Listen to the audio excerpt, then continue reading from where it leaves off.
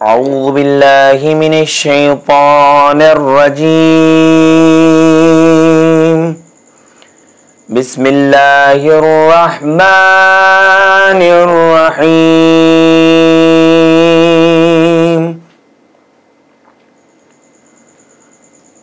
والشمس وضحاها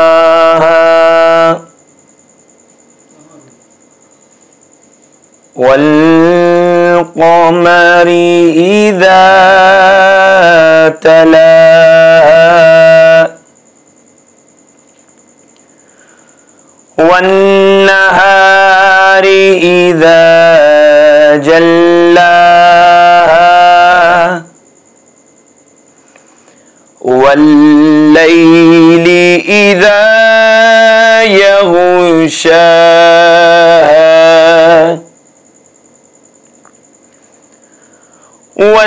والسماء وما بناها والأرض وما طحاها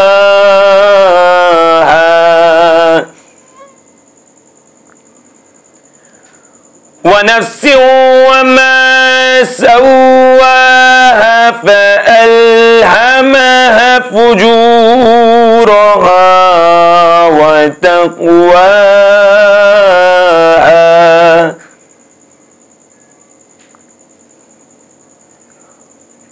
قد أفلح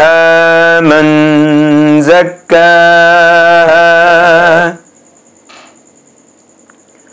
وقد خاب من دساها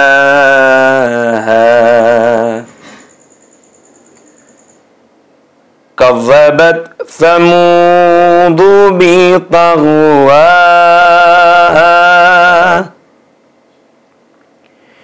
إذ انبعث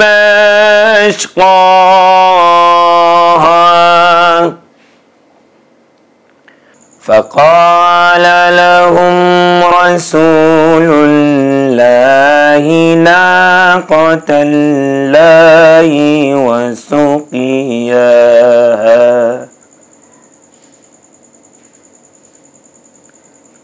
فكذبوه فعقروها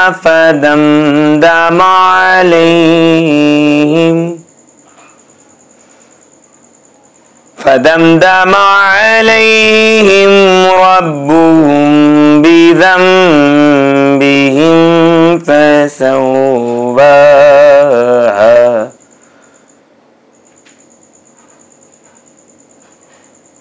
فدمدم عليهم ربهم بذنبهم فسواها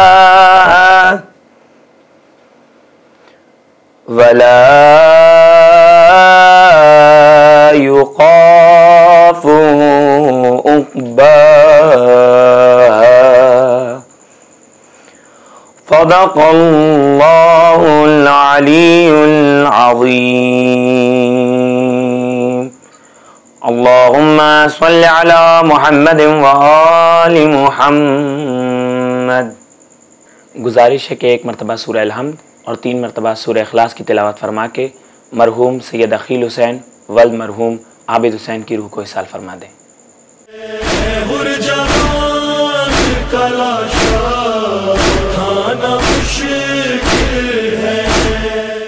اب میں انتہائی ادب و احترام سے گزارش گزار ہوں عالی جناب مولانا حسنین باقری صاحب سے کہ وہ تشریف لائیں اور فضائل و مصائب اہل بیت علیہ الصلوۃ والسلام آپ سب کی خدمت میں پیش کریں۔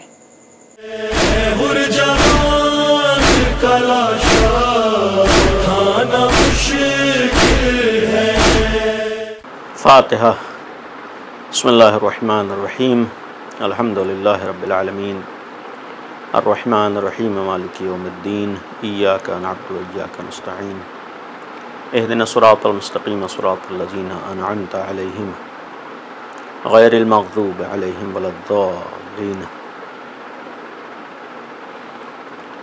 ایک مرتبہ سورہ الحمد اور 3 دفعہ سورہ قل اللہ کی تلاوت فرما کر مرحوم سید عقیل حسین ابن سید عابد حسین صاحب کے نام پڑھ دیں۔ بسم اللہ الرحمن الرحیم، الحمد للہ رب العالمین، الرحمن الرحیم، مالک یوم الدین، ایاک نعبد و ایاک نستعین، اہدنا الصراط المستقیم صراط الذین انعمت علیہم غیر المغضوب علیہم ولا الضالین۔ بسم اللہ الرحمن الرحیم، قل هو اللہ احد اللہ الصمد لم یلد ولم یولد ولم یکن له کفوا احد۔ بسم اللہ الرحمن الرحیم، قل هو اللہ احد اللہ الصمد لم یلد ولم یولد ولم یکن له کفوا احد۔ بسم اللہ الرحمن الرحیم، قل هو اللہ احد اللہ الصمد لم یلد ولم یولد ولم یکن له کفوا احد۔ اللہم صل علی محمد وآل محمد۔ اعوذ باللہ السمیع العلیم من الشیطان الرجیم، بسم اللہ الرحمن الرحیم، الحمد للہ رب العالمین، والصلاة والسلام علی اشرف الانبیاء والمرسلین، خاتم النبیین، رحمت للعالمین، ابی القاسم محمد وآلہ الطیبین الطاہرین المعصومین المظلومین، لا سیما بقیت اللہ فی الارضین، ارواحنا وارواح العالمین لتراب مقدمہ الفدا، ولعنت اللہ علی اعدائہم وغاصب حقوقہم وقاتلیہم ومنکری فضائلہم اجمعین، اما بعد۔ قال علی بن موسیٰ رضا علیہ الصلاۃ والسلام، لا یتم عقل امرئ مسلم حتی تکون فیہ 10 خصال۔ 8ویں امام علی رضا علیہ الصلاۃ والسلام کی حدیث میں نے آپ کے سامنے تلاوت کی۔ چونکہ یہ مجلس مرحوم کے ایصال ثواب کی مجلس ہے، مرحوم سید عقیل حسین صاحب سوئیوم کی مجلس، یقیناً اولاد کے لیے، پسماندگان کے لیے اور تمام عزیزوں کے لیے یہ سخت سانحہ ہوتا ہے۔ کسی بھی عزیز سے بچھڑنا سخت ہوتا ہے، بالخصوص بعض رشتے وہ انسان کے لیے بسا اوقات بہت سخت ہو جاتے ہیں۔ ایک اولاد کے سامنے باپ کا چلا جانا، ایک عورت کے سامنے اس کے سرپرست اور اس کے والی کا چلا جانا، یہ یقیناً سخت ہے، لیکن یہ بھی ایک حقیقت ہے کہ موت برحق ہے، کل نفس ذائقۃ الموت، ہر نفس کو موت کا ذائقہ چکھنا ہے۔ اور جو حدیث میں نے آپ کے سامنے تلاوت کی، اور اس حدیث کو پیش کرنے کی 2 وجہیں ہیں۔ اولاً آنے والی 23 ذوالقعدۃ الحرام، یعنی ابھی کل کی تاریخ، یہ ہمارے آپ کے 8ویں امام علی رضا علیہ الصلاۃ والسلام کی شہادت کی تاریخ ہے۔ البتہ بعض روایات میں آپ کی تاریخ شہادت آخر سفر بھی بیان ہوئی۔ اسی حوالے سے میں نے آپ کے سامنے امام کی حدیث پیش کی ہے کہ اس بہانے امام کا تذکرہ ہو جائے اور امام کا ذکر ہو جائے، اور یہی ذکر مرحوم کی مغفرت کا ذریعہ بن جائے۔ دوسرا سبب اس حدیث کا بیان کرنے کا، اس حدیث کا موضوع ہے، یہ خود ہمیں پیغام دیتا ہے۔ تمام حالات میں، تمام پریشانیوں میں، تمام سختیوں میں، تمام امتحانات میں، بلکہ دنیا کے ہر عمل میں ہمیں ایک پیغام ہے جو اس حدیث کی روشنی میں ہمارے سامنے ہے۔ حدیث یہ ہے، امام نے فرمایا، لا یتم عقل امرئ مسلم حتی تکون فیہ 10 خصال۔ کسی بھی مرد مسلمان کی عقل اس وقت تک کامل نہیں ہو سکتی، یعنی جو دائرہ اسلام میں آیا ہے، اپنے کو اللہ کی بارگاہ میں تسلیم کیا ہے، تسلیم و رضا کی منزل میں ہے، اس کی عقل اس وقت تک مکمل نہیں ہو سکتی، کامل العقل نہیں ہو سکتا، جب تک اس کے اندر 10 باتیں نہ پائی جاتی ہوں۔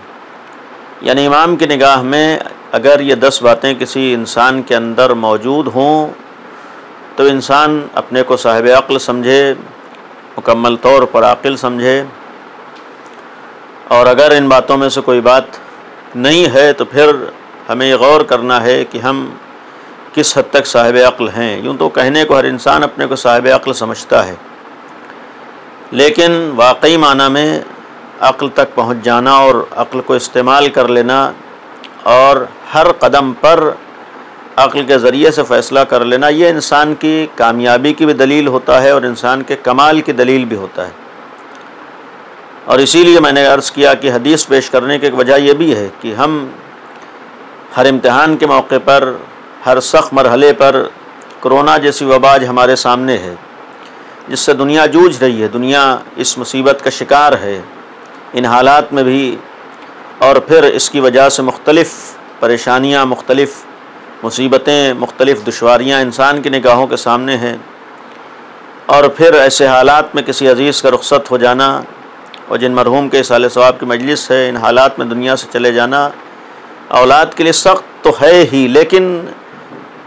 ہمارے لیے یہ پیغام ہے کہ اگر اللہ نے ہمیں عقل جیسی نعمت سے نوازا ہے تو ہر قدم پر ہمیں اپنی عقل کا استعمال کرنا ہے،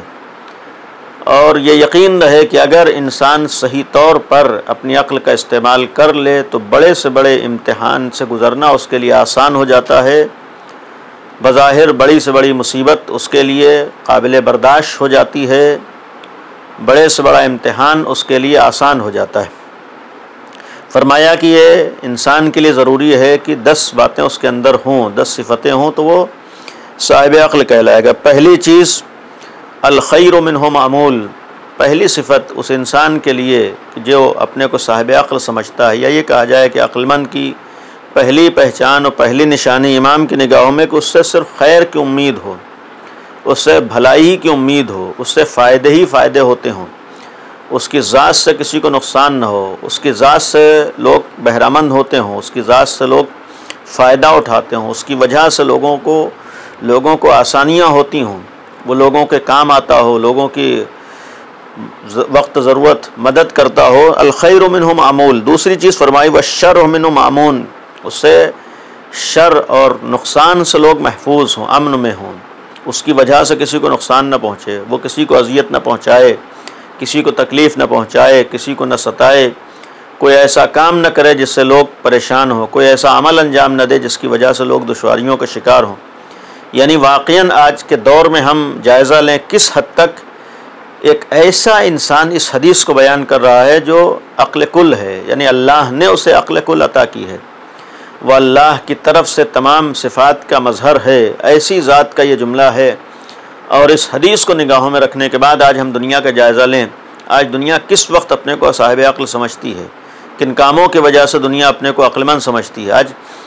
واقعاً اگر ہم اس حدیث کو سامنے رکھیں اور دنیا کا مشاہدہ کریں، بہت سے ایسے موقع آتے ہیں کہ جہاں پر برعکس معاملہ نظر آتا ہے، یعنی انسان اپنے کو اپنے اعتبار سے عقل مند سمجھتا ہے، لیکن جو اللہ کی طرف سے عقل لے کر آیا تھا اس نے بتایا کہ نہیں، عقل مند ہونے کی پہچان یہ نہیں ہے کہ تم دوسروں کو استعمال کر رہے ہو، عقل مند ہونے کی پہچان یہ نہیں ہے کہ دوسروں سے سوء استفادہ کر رہے ہو، عقل مند ہونے کی پہچان یہ نہیں ہے کہ تم دوسروں کو خالی استعمال کر رہے ہو، عقل مند ہونے کی پہچان نہیں ہے کہ دوسروں کو نقصان پہنچا رہے ہو، عقل مند ہونے کی پہچان نہیں ہے کہ تم کمزوروں کو دبا رہے ہو، عقل مند ہونے کی پہچان نہیں ہے کہ اگر تمہیں تھوڑی بہت قوت و طاقت مل گئی ہے تو تمہارے نقصانات تو تمہاری طرف سے شر سے لوگ محفوظ نہ رہے۔ نہیں، فرمایا کہ اگر عقل مند ہو تو تمہاری ذات سے لوگوں کو فائدہ پہنچے، اور اگر عقل مند ہو تو تمہاری ذات سے کسی کو کوئی نقصان نہ پہنچنے پائے۔ تیسری چیز جو امام نے اس حدیث میں فرمائی، قلیل الخیر من غیرہ یستکثر قلیل الخیر من غیرہ۔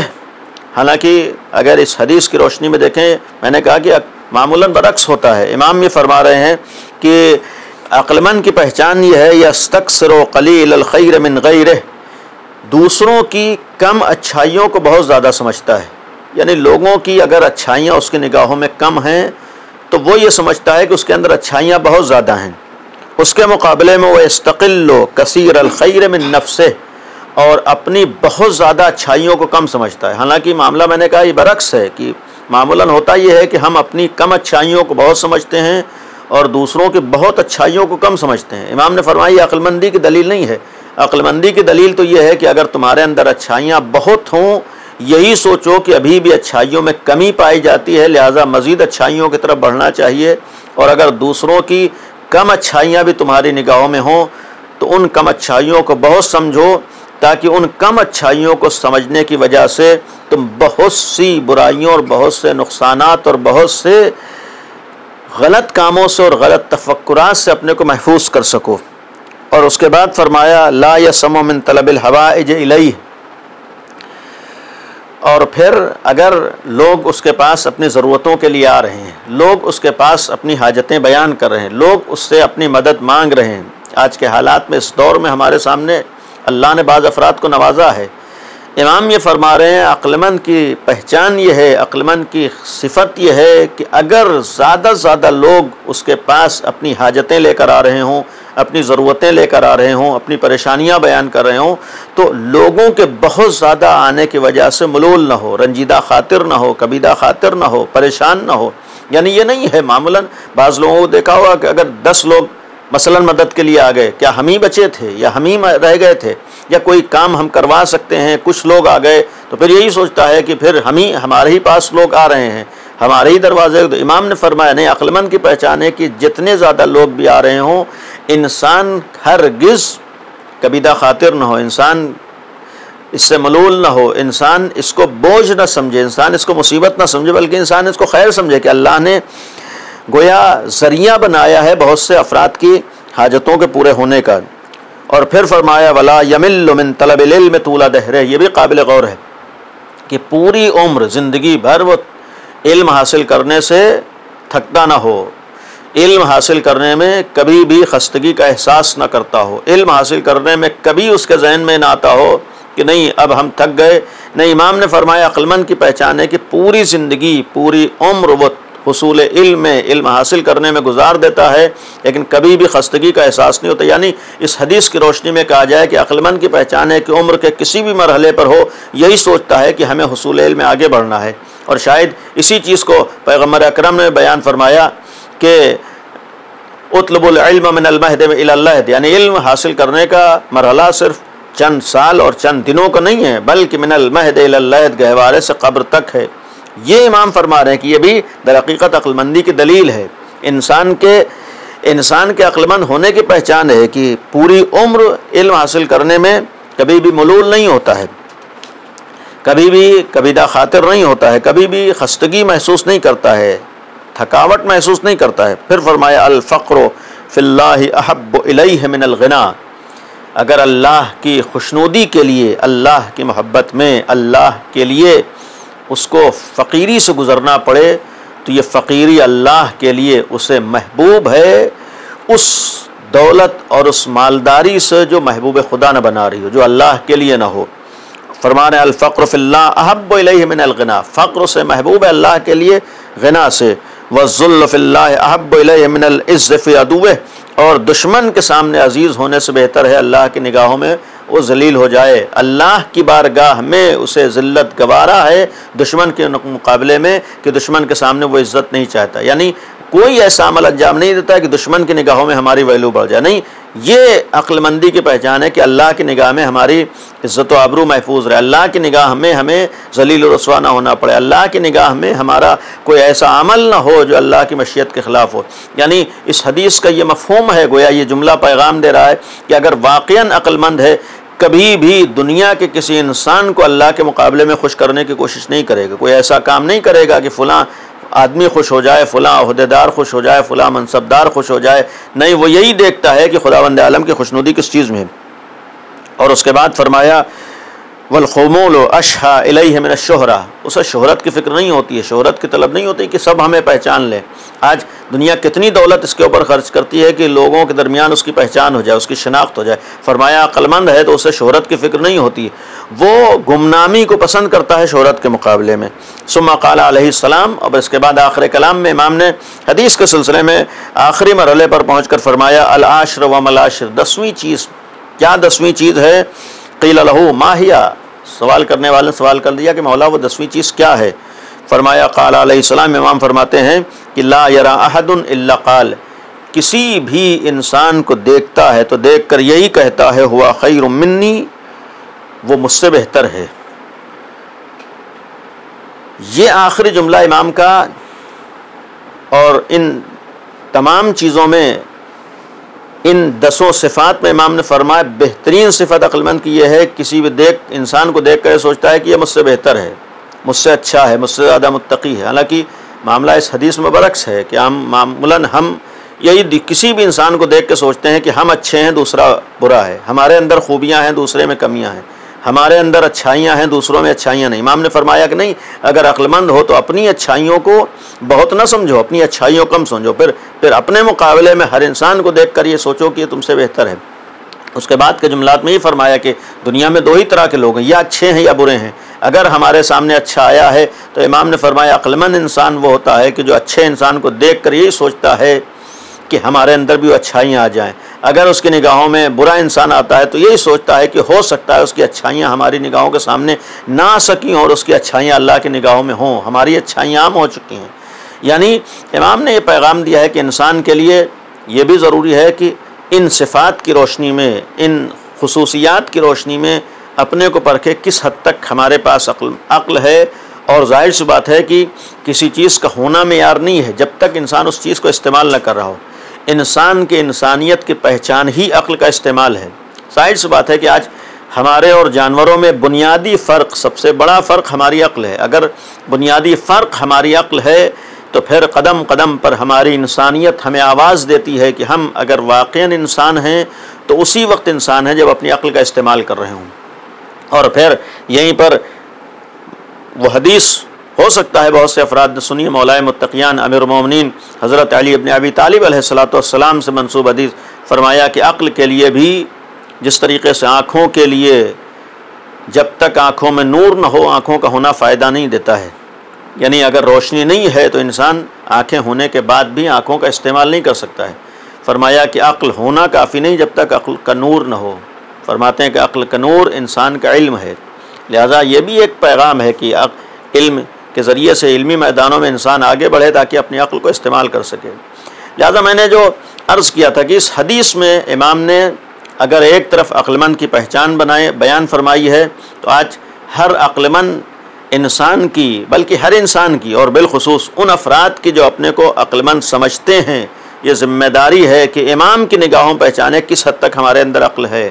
یعنی اپنی نگاہ سے کسی چیز کو دیکھنا اور ہے اور امام کی نگاہ سے دیکھنا اور ہے۔ امام کی نگاہوں میں دیکھو کس حد تک ہم عقل مند ہیں۔ اب یہاں پر ظاہر سی بات ہے کہ اگر عقل مند کی پہچان بیان فرمائی ہے، آج عقل مندی کا ایک تقاضا یہ بھی ہے، یا ہماری عقل کا ایک پیغام یہ بھی ہے کہ ہم خداوند عالم کے ہر فیصلے کے آگے سر تسلیم کو خم کریں، اس لیے کہ کم از کم عقل اتنا ضرور کہتی ہے کہ اللہ کا کوئی بھی فیصلہ ہمارے حق میں برا نہیں ہوتا ہے۔ اللہ نے جو بھی ہمارے حق میں فیصلہ کیا ہے وہ ہمارے حق میں بہتر ہے۔ ممکن ہے کہ اللہ کے فیصلے کا سبب ہمیں معلوم نہ ہو سکے۔ آج دنیا میں بہت سے افراد جو عمل انجام دیتے ہیں، ضروری نہیں ہے کہ ہر انسان کے انجام دیے ہوئے عمل کو دوسرا سمجھ سکے۔ اگر اپنوں کی بات ہم کریں، آج کتنے ایسے موقع آتے ہیں کہ جہاں پر ایک انتہائی محبت کرنے والی ماں اپنے بچے کے ساتھ جو سلوک کرتی ہے، جو برتاؤ کرتی ہے، جس طرح سے پیش آتی ہے، ہو سکتا ہے بعض ایسے کام ماں کی طرف سے اولاد کے لیے ہو جو اس وقت اولاد یہ سوچتی ہو کہ ہمارے ساتھ ہماری ماں اچھا سلوک نہیں کری۔ مثال کے طور پر آج کے زمانے میں بچہ صبح صبح چاہتا ہے کہ ہم سوتے رہیں،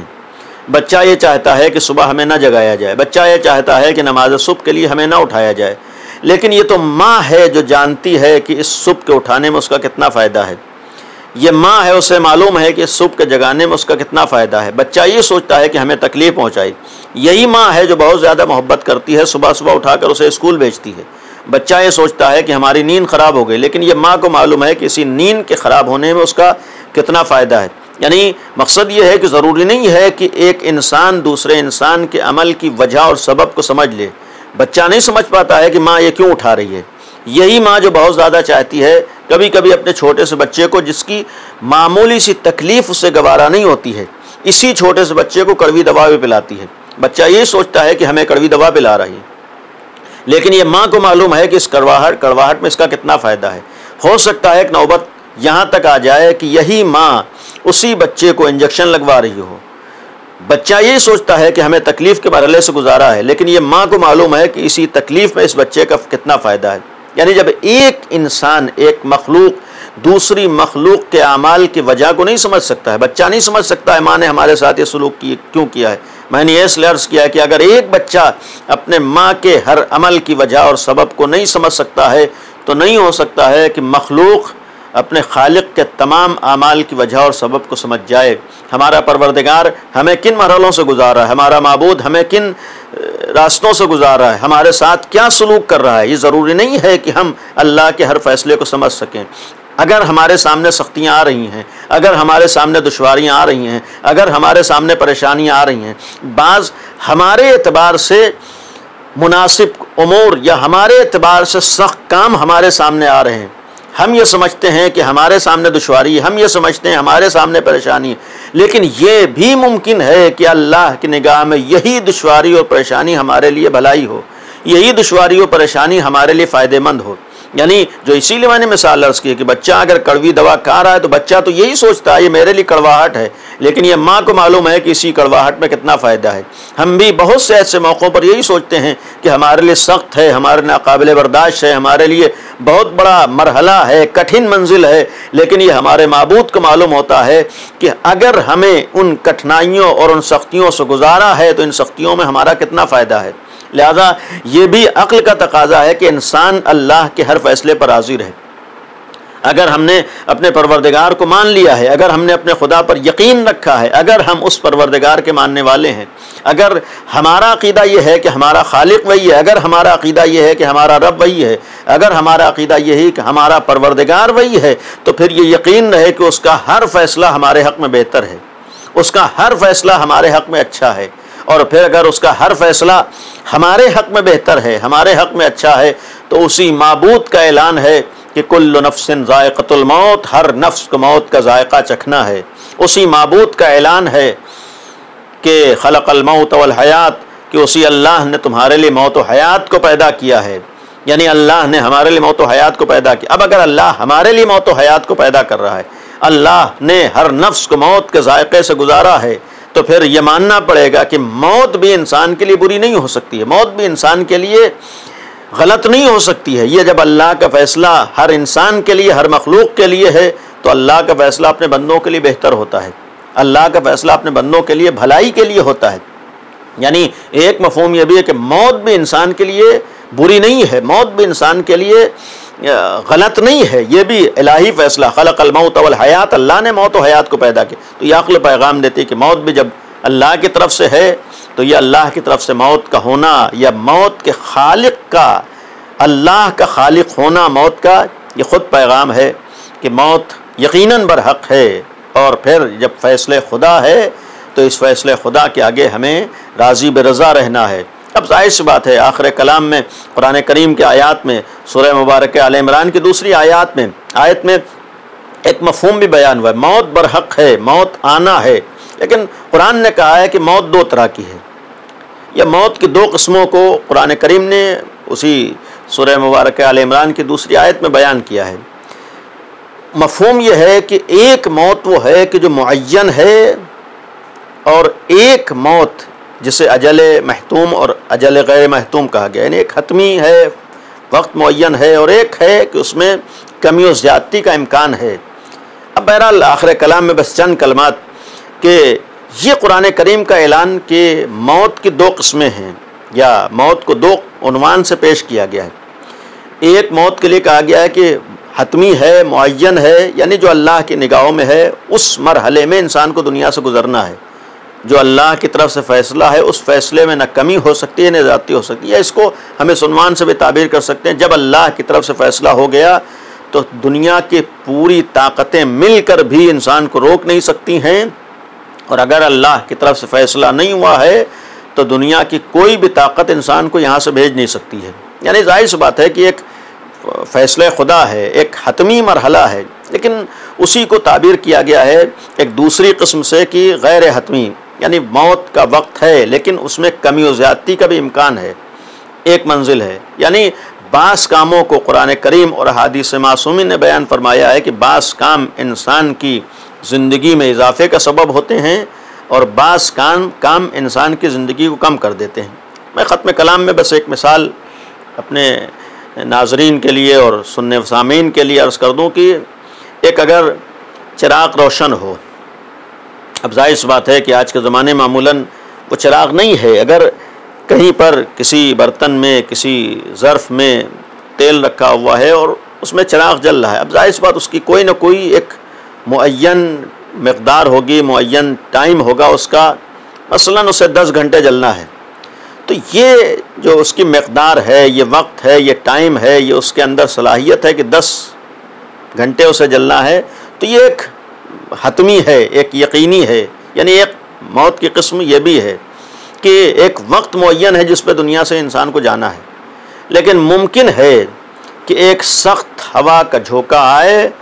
جو 10 گھنٹے سے پہلے ہی اس چراغ کو بجھا دے، یعنی ظاہر سی بات ہے کہ اس میں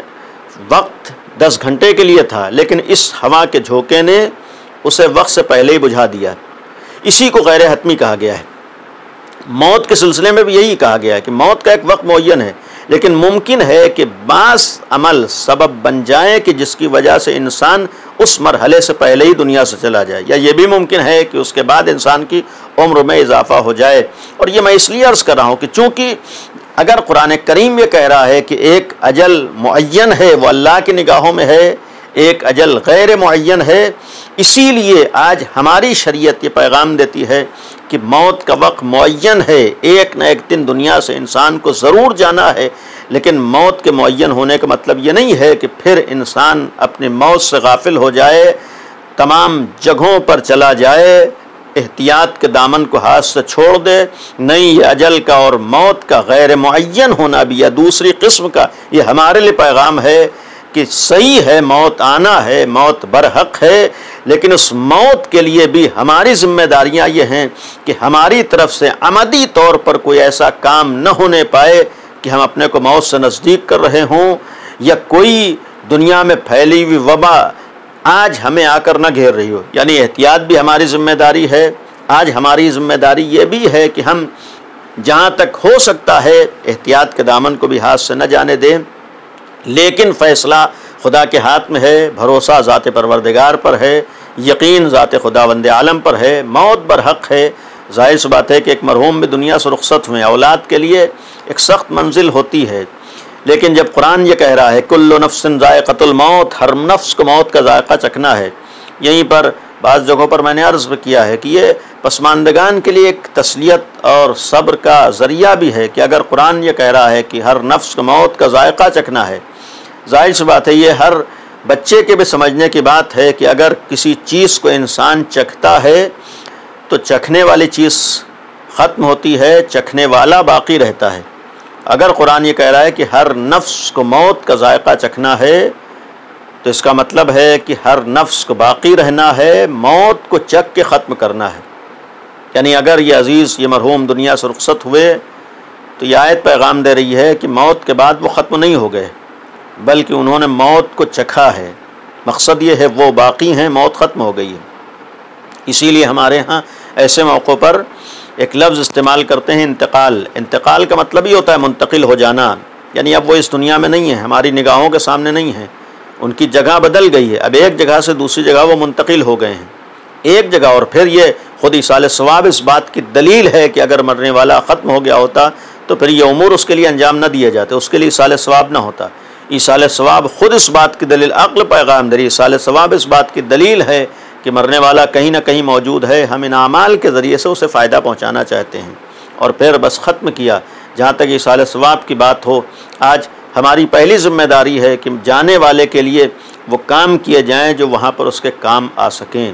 ان امور کو انجام دیا جائے جو وہاں پر اسے فائدہ پہنچائیں۔ ہمیں یہ نہیں دیکھنا ہے کہ لوگ کس بات سے خوش ہیں، ہمیں یہ نہیں دیکھنا ہے کہ لوگ کس بات سے راضی ہیں، ہمیں یہ نہیں دیکھنا ہے کہ لوگ کیا کہیں، ہمیں یہ دیکھنا ہے کہ ہمارے جانے والے کو کن کاموں سے فائدہ ہے اور کن کاموں سے فائدہ نہیں ہے۔ ہمیں وہ امور انجام دینا ہے، ایصال ثواب اس طریقے سے کرنا ہے کہ مرحوم کو فائدہ پہنچ جائے، اور اتنا یقین ہے کہ مرحوم کو فائدہ اسی وقت پہنچے گا جب ہمارا خدا راضی ہو، مرحوم کو فائدہ اسی وقت پہنچے گا جب اہل بیت راضی ہوں۔ لہٰذا وہ کام کیے جائیں ایصال ثواب کے نام پر جس سے خدا راضی ہو، ایصال ثواب کے نام پر وہ کام کیے جائیں جس سے آل محمد راضی ہوں۔ وہ کام نہ ہو کہ جس سے ہم اہل بیت اور اللہ کی خوشنودی کو حاصل نہ کر سکیں، ایسے امور کی طرف ہمیں نہیں جانا ہے۔ ہمیں یہ نہیں دیکھنا ہے کہ لوگ کیا کہیں گے، ہمیں یہ نہیں دیکھنا ہے کہ محلے والے کیا کہیں گے، اس لیے کہ محلے والے ثواب نہیں دے دیں گے، ثواب دینے والا خدا ہے، وسیلہ بننے والے آل محمد ہیں۔ تو یہ ہمارے لیے ایک پیغام طور پر جس امام کی حدیث کو بیان کیا ہے، 23 ذوالقعدۃ الحرام اس امام کی شہادت کی تاریخ ہے۔ جانے والا دنیا سے جاتا ہے، کس عالم میں بھی کیوں نہ جائے، بہت سے لوگ آخری موقع پر شریک ہوتے ہیں، لیکن تصور کیجئے جب 8ویں امام دنیا سے رخصت ہوئے ہیں، 8ویں امام کی شہادت کا وقت آیا ہے، عالم غربت میں امام دنیا سے گئے ہیں، غریب الوطنی میں امام دنیا سے گئے ہیں۔ امام رضا علیہ السلام کا ایک لقب غریب الغرباء بھی پڑ گیا، ہم لوگ زیارت میں پڑھتے ہیں السلام علیک یا غریب الغرباء، غریب الغرباء۔ امام وہ امام ہے جو غریب الغرباء ہے، یعنی اس کے بہت سی وجوہات بیان ہوئی ہیں۔ ایک وجہ یہ بھی ہے کہ غریب الوطنی میں دنیا سے رخصت ہوئے ہیں، پردیس میں دنیا سے گئے ہیں، جس وقت مامون نے زہر دیا ہے، پاس میں کوئی نہیں ہے۔ یہ بھی ایک بہت بڑی منزل جانے والے کے لیے ہوتی ہے کہ دنیا سے جا رہا ہو، سرہانے اپنا کوئی نہ ہو۔ امام رضا کے لیے کتنا سخت مرحلہ تھا، وہ امام جس نے کربلا کے غم کو عام کیا ہے، کربلا کے غم کا پیغام دیا ہے، وہ امام جس وقت جا رہے ہیں، مامون نے زہر دیا ہے، زہر کا اثر ہوا ہے، ایک چاہنے والا ابا سلط امام کے ساتھ ہے، امام نے فرمایا ابا سلط مجھے زہر دیا گیا ہے، زہر کا اثر ہو رہا ہے، اے ابا سلط میں دنیا سے جانے والا ہوں، دیکھو میں حجرے میں جا رہا ہوں، تم صحن خانہ میں بیٹھے رہو، دروازے کو بند کر لو، کسی کو آنے نہ دینا۔ ابا سلط صحن خانہ میں بیٹھ گئے، سر کو جھکا لیا، آنسو بہانا شروع کیے۔ اچانک حجرے سے رونے کی آواز سنی، جب آواز سنی ابا سلط پریشان ہو گئے، یہ کون ہے جو امام کے حجرے میں گریہ کر رہا ہے؟ امام تو تنہا تھے، دروازہ بند ہے۔ دوڑ کر حجرے میں پہنچے تو منظر کیا دیکھا کہ 8ویں امام کے سینے سے ایک کم سن بچہ لگا ہوا گریہ کر رہا ہے، امام اپنے سینے سے اسے لگائے ہوئے آنسو بہا رہے ہیں۔ ابا سلط دیکھتے ہی تڑپ گئے، سوال کر لیا کہ اے شہزادے آپ کون ہیں؟ امام جواد نے جواب دیا، اے ابا سلط میں انہی امام رضا کا بیٹا ہوں، اے ابا سلط میں انہی مسموم امام کا فرزند ہوں، میں تقی جواد ہوں، اے ابا سلط ان امام کے بعد میں تمہارا امام ہوں۔ ابا سلط نے ایک سوال کیا کہ آقا اس بند دروازے سے آپ اندر کیسے آئے؟ اس لیے کہ دروازہ تو بند ہے۔ امام جواد نے جواب دیا، اے ابا سلط جو خدا مجھے مدینے سے خراسان لایا ہے وہی خدا مجھے بند دروازے سے اندر لایا ہے۔ آخری لمحات ہیں، امام رضا دنیا سے رخصت ہو رہے ہیں، امام جواد باعجاز مدینے سے خراسان تشریف لائے ہیں، امام نے غسل و کفن دیا ہے اور پھر جنازے کو تیار کیا گیا ہے، شان و شوکت سے امام کے جنازے کو اٹھایا گیا ہے۔ مامون نے زہر دیا تھا، مامون امام کا قاتل ہے، مامون نے امام کو شہید کیا ہے، لیکن اپنے جرم پر پردہ ڈالنے کے لیے اس نے اتنی اجازت دی کہ امام کے جنازے کو شان و شوکت سے اٹھایا جائے، اس نے اتنی اجازت دی کہ امام کے جنازے کو شان و شوکت سے دفن کیا جائے۔ مدینے سے خراسان آ کر غریب الوطنی میں جانے والا امام جس وقت شہید کیا گیا ہے، قاتل نے اتنی اجازت دے دی کہ آپ کے جنازے کو شان و شوکت سے اٹھایا جائے۔ تصور کیجئے کہ جب امام کا جنازہ خراسان میں شان و شوکت سے اٹھا ہوگا، اس امام نے کربلا کے غم کو دنیا کے سامنے عام کیا ہے، پیغام دیا ہے۔ یہی پیغام تھا کہ حسین غریب پر گریہ کرو، حسین غریب کے عزا برپا کرو، امام حسین کی عزاداری کو میں شریک ہو، اس میں کمی نہ آنے دو۔ تصور کیجئے جب انہی امام کا جنازہ شان سے اٹھ رہا ہوگا تو یقیناً کربلا کا رخ کر کے یہی کہا ہوگا کہ اگر ایک غریب الوطن کا بھی جنازہ اٹھتا ہے تو پھر شان و شوکت سے اٹھتا ہے۔ ہائے کربلا میں ایک جنازہ تھا جسے کوئی اٹھانے والا نہ تھا۔ انسان تصور کرے کہ وہی تھا، امام رضا دنیا سے گئے ہیں، ایک 8 برس کے بچہ ہے جو یتیم ہوا ہے، یعنی ہمارے امام جواد 8 برس کے سن میں یتیم ہوئے ہیں، اس کم سنی میں باپ کا سایہ سر سے اٹھا ہے، لیکن اس کم سنی میں کسی نے 8ویں امام کے بعد 9ویں امام کے تماچے نہیں لگائے ہیں، کسی نے تعزیانے نہیں مارے ہیں، باپ کی یتیمی تھی، باپ کے جانے کے بعد آنسو تو بہائے ہیں، لیکن ذرا سوچئے کربلا کے میدان میں بھی ایک 4 برس کی بچی باپ کے سائے سے محروم ہوئی، حسین جیسا باپ دنیا سے رخصت ہوا، کیا یہ سخت، یہ غم کم تھا کہ اسی بچی پر کبھی تماچے لگتے تھے، وہی بچی کبھی تازیانے کھاتی تھی، حسرت سے اپنے باپ کو آواز دیتی تھی، اے بابا تمہارے بعد سکینہ پر تماچے ہیں، اے بابا تمہارے بعد سکینہ اس امتحانات سے گزر رہی ہے۔ الا لعنت اللہ علی قوم الظالمین، سیعلم الذین ظلموا ای منقلب ینقلبون۔ ایک دفعہ سورہ الحمد اور 3 دفعہ سورہ قل اللہ کی تلاوت فرما کر مرحوم سید عقیل حسین ابن سید عابد حسین صاحب کی روح کو ایصال فرما دیں۔ پروردگار عالم سے دعا ہے کہ خداوند عالم اس ذکر کو مرحوم کی مغفرت کا ذریعہ قرار دے۔ معبود آل محمد کا واسطہ ہے، امام رضا کا واسطہ ہے، ہم سب کو عزائے حسین کا حق ادا کرنے کی توفیق عنایت فرما۔ معبود آل محمد کا واسطہ ہے، دنیا سے کرونا کا خاتمہ فرما۔ معبود جو مومنین اس کا شکار ہیں، اہل بیت کے صدقے میں ان سب کو اس وبا سے نجات عطا فرما، ان سب کو تو شفا عطا فرما۔ معبود دنیا اس وقت اس کرونا سے جوجھ رہی ہے، تجھے رضائے غریب کا واسطہ ہے، حسین شہید کا واسطہ ہے، دنیا کو اس وبا سے نجات عطا فرما۔ معبود ایام عزائے حسین نزدیک ہیں، ان ایام عزائے حسینی سے پہلے ہی اس کرونا کا خاتمہ فرما۔ معبود امام عصر کا واسطہ ہے، امام زمانہ کے ظہور میں تعجیل فرما، ہم سب کو امام کے ناصروں میں شمار فرما۔ وآخر دعوانا ان الحمدللہ رب العالمین۔ کلاشا کھانا مشکل ہے۔